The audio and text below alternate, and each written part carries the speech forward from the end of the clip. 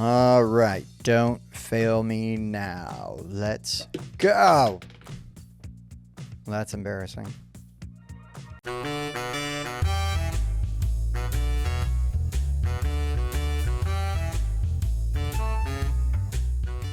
Hey guys, I'm Tim, and this is Board Game Rundown. Today, I'm going to talk to you about Boxtop Pinball Haunted House. So this is from Pandasaurus. They did send us a copy of this game, and I was really excited. There's been kind of a buzz about it, and if you watched any of our videos recently where we were talking about QsCon, we played a game called Tumbling Dice there, and this kind of was giving me some of those vibes, and so I was really curious to see how this was all going to shake out. So, real quick, what are we doing here? Well, you assemble your board. It's all made out of, literally the box top. You've got your box, and you put together the boxes. It's just a bunch of boxes that come out. You've got some clue tokens you're going to put on the board here. Those are hidden points. And then you've got your little monsters, and then your little walls that you're going to pop in on the different spots on the board. And there's one here too. Anyways, once you got all that set up, you're going to pick a color of the dice. You're going to get 4 of them. You're going to save 2 in case you get a bonus. And then you've got this really fun little pinball launcher, right? Because we're playing pinball. And then you're going to get on. You can angle it any way you want. The 6-sided die they're 1s, 2s, and 3s. So you're going to pick the die face you want, and you're going to flick it down. That's a terrible one. Let's try again. Let's see if I can do it without sucking. Well, that went in the hole. There we go. Look at that. That's an awesome spot to have a die because that's on a ×3 space. At the end of the round, you're going to score any of your dice that are still on the box top. And if they're on one of those multipliers, you're going to get to score that multiplier as well. You see these monsters. If you bop one of these monsters, you're going to check it off on their score pad here. And then that monster is going to move down to their designated space on the next level. They've got a little circle. Let's see what this guy does. Oh, not bad. Went all the way down, landed down there, missed hitting the 3. Because what's going to happen is you can bump other players' die. You can knock them off the board. You can knock them into those little holes, all kinds of stuff. So that's why it's really important. Look at that. To not score anything until the end. So, blah, blah, blah. You keep going until you use up all 4 of your die. If you get a die into the bonus square, you get one of your 2 bonus dice. You can only have up to 2 bonus dice. You can knock one of your die into the bonus ring and then get your other die in the bonus ring, and then you can get both your bonuses. Every time you hit one of these monsters, they're going to plop down to the next level, or if they're down on the bottom level, they're going to come up to the top level. It really only matters if you need to try to hit each one once. So you're going to get 2 points for hitting 1, 5 points for hitting 2, and 3 points for hitting, or 10 points for hitting 10. So 2 points, 1. I got it all mixed up. Anyways, you're going to get 2 points for 1, 5 points for 2, and 10 points for all 3. So if you hit the same one, if you hit Medusa 3 times, it's only 1. It only counts as 1 box that you're checking. You're going to go through any of the clues that you bump or touch.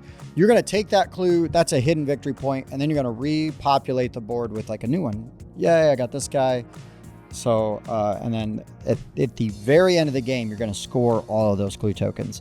So you're going to play through 3 rounds. You're going to tally up your die value showing that's on the board at the end of the round once you've played your 4 or up to 6 dice. And then you're going to use any multipliers you've got. And then you're going to get your points for the monsters you hit.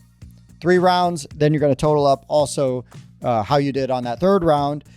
And you're going to add in your clue tokens. And there's your final scores. So this is really straightforward, really fast. And overall, like a lot of fun. I think that this game will give, especially, like any group, if they're into it and they're kind of like feeling a little rowdy, you can have a good time with this, right? Some trash talking as you're going through and like, oh yeah, I knocked your die off the board, blah, blah, blah. Or why did I hit your die into a good space? It's really important to also know, like, you can only score stuff basically on your turn. So it's super important to remember. I believe that's true.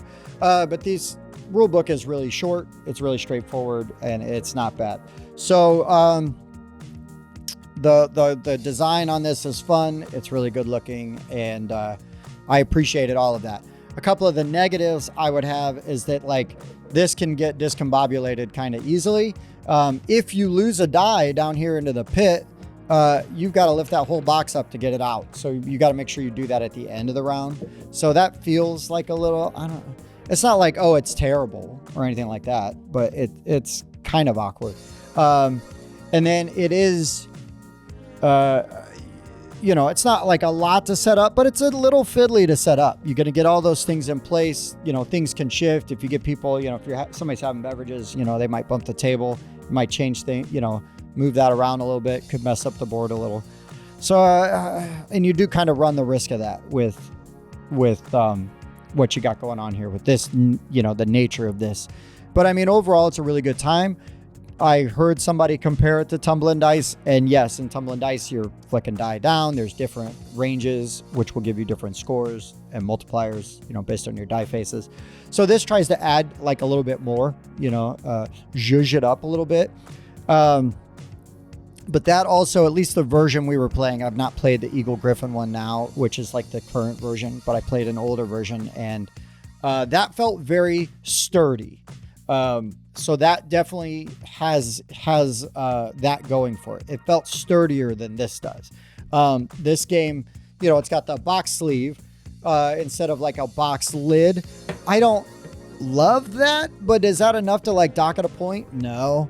But you know, box sleeves get tore up, they get bent, and as you open, and you know, hopefully you're playing the game a lot, right? So you're going to be taking that sleeve off constantly. So that's probably my least favorite thing. But overall, the game's pretty fun. The theme is cute. You know, it's got a fun, you know, horror, Halloween, you know, kind of theme. And I mean, I'd play this anytime regardless. I think they have another one that's like a Las Vegas theme. I'd love to try that out and see. But this isn't like so Halloween or horror-y that it would throw off or shouldn't upset, you know, anybody. But I can play this with my kids. I will definitely play this with my buddies so we can yell and trash talk each other. And, but yeah, it's short and sweet. 3 rounds. Boom, boom, boom. You flick your die, you get your thing, next person goes. Boom, flick your die, you know, and there, you know, it's, the only rule is you can't throw it. You can flick it, you can just kind of push it and hope to get a better thing or go right into the hole again. That's awesome. And you can move this around, you know, so you can launch from there. You can pick your angle. You can pick what die face you have showing, right, as you go to hopefully affect that. Hey, look, I would have hit a thing for Medusa. Should have moved down here. And that landed in the bonus spot. And I got a bonus die for a future round. So that's it. I would give this probably like a 7.5. This is 7.5. Not probably. 7.5. There's some stuff that I really, really like about it. And there's some stuff that it's like, I might change, but this will definitely be easy to table, get it played, and a fun also sort of convention or a board game meetup game, because it plays super fast. It's got amazing table presence. People are going to stop by and look.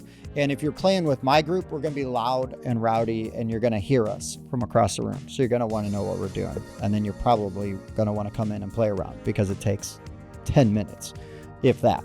So super fun, really had a good time with it, and I appreciated the opportunity to get to play it. So anyways, that's Boxtop Pinball Haunted House from Pandasaurus. A nice outing.